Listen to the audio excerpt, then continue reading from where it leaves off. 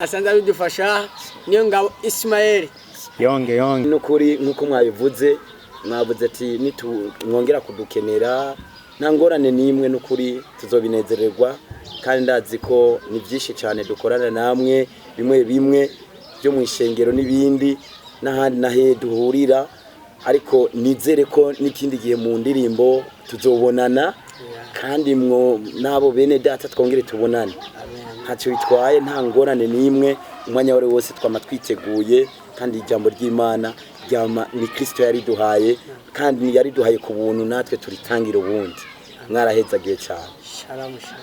Shalom turabaramukije cyo ku mazina nitwa Ismael ndi kumwe n'umwubaha adasanzwe ndi kumwe n'umwubahwa kandi ndabisubiyemo adasanzwe nawe arashobora kubibwira amazina. Amen nanjye ndabagumbiriye mwese mu izina ry'Umwami wacu Yesu Kristo. Ndi wa wundi nyene Marc Izimana mu Kristo mvuga butumwa muririmbyi ndetse n'ibindi bikorwa bitandukanye muje nama mu ishengero mwarahezagiye. Okay. Hamanyene nkuko bisanzwe turi kuri televiziyo bita IRIGI ako mweko mubibona tugusabe wenyene uri kuradukurikirana imbere ko tubandananya wanzu fyonde ngaho hepfo ahantu handitse sabone hamwejeje gufyonda sabone ngo mbushire ku rutoki rwawe rwa like hamwejeje ku likinga ntugende utagize icyo uvuze mu gufyonda kuri comment. Tudatevye rero twirukana umwanya ni wa mwanya mwiza wa worship twahisemwe kwita kuri televiziyo yacu ni worship moment kubashobora kubitahura n'umwanya wo guhimbaza nyene nkuko biba bisanzwe. Rero nkuko mwabyumvise ndi kumwe n'umwuba wadasanzwe ndi kumwe n'umuntu n'umu worship adasanzwe ndetse asanzwe akora ibitandukanye niwe uwo mwanya tugiye gutaramana nawe turirimbisha turirimbane na gansabe nawe ko dukurikirana aho uri aho wicaye ivyo uri kurakora urifatanya natwe mu kuririmbira uwo mwami mu guhimbaza uwo mwami kuba mu mwami n'umunyenga. Reka tumuhe umwanya wiwe turirimbe. Let's go. Wema wako Bwana watosha, wema wako Bwana watosha. Murakoze cyane. Haba nkuko mwamaze kubyiyumvira n'ururirimbo rwo mu rurimi rw'Igitanzania bita Igiswahili tabizi n'ururimi internationale mugabo ushobora gushika ukabe kudukurikirana utari kutahura neza ukaburi ko yumva uko nyene mu majambo mu kudatahura neza biriko bivugwa mbega Bizimana Marc aho ushobora kubanza kugira mu majambo make asobanutse ugasigura gato iyi ndirimbo.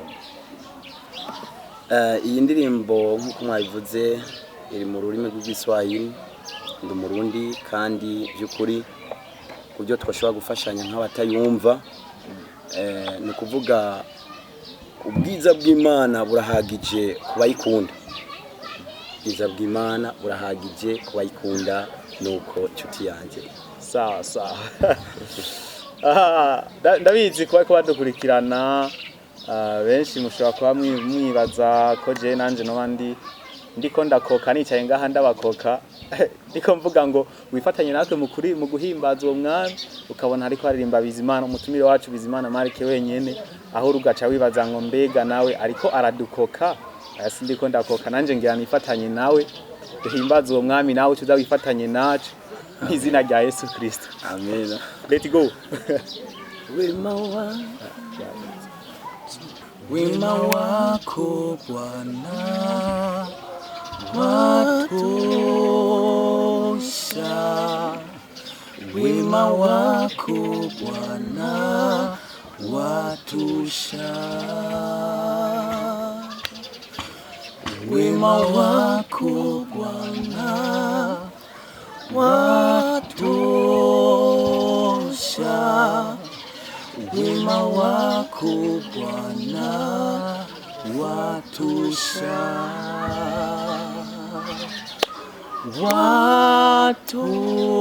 watosha, watosha, wema wako watosha,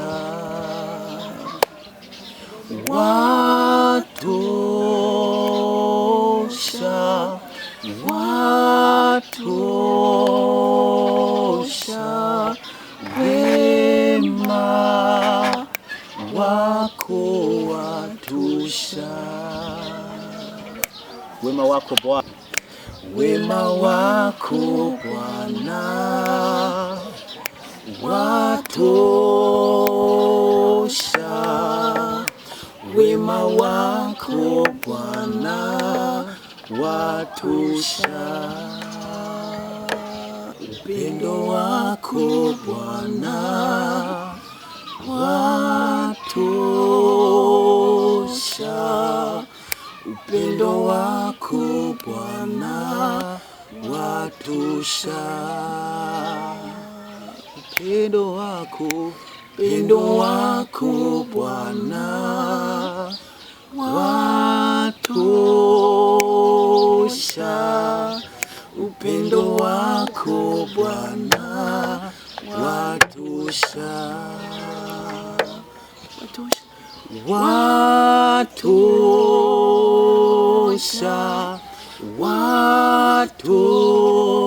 watosha, upendo wako watosha, watosha, watosha, upendo wako watosha, fadhili zako Bwana zatosha, fadhili zako Bwana zatosha,